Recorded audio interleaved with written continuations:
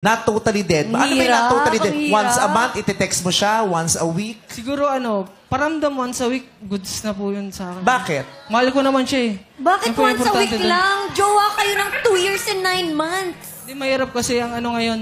Mahirap kasi ang kumbaga, magmamahal ka, wala kang tiwala sa kumbaga. Kaya nga, di problema mo yun, ikaw hindi nagtiwala.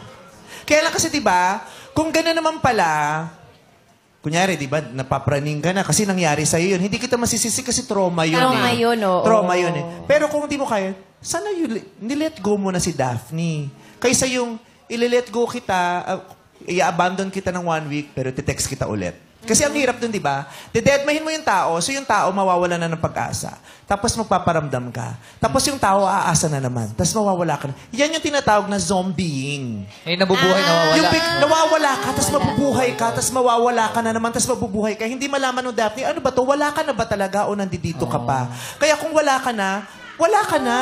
Kung nandito ka pa. Hindi yung hindi namin alam, mag-aantay pa ba kami? Aasa pa ba kami? Iniwan na ba kami o hindi pa? Kasi akala ko iniwan mo na ako eh, pero biglang nandyan ka pa. Tapos nung naniwala ako, ay hindi nandito pala siya. Pagising ko bukas, wala ka na naman talaga.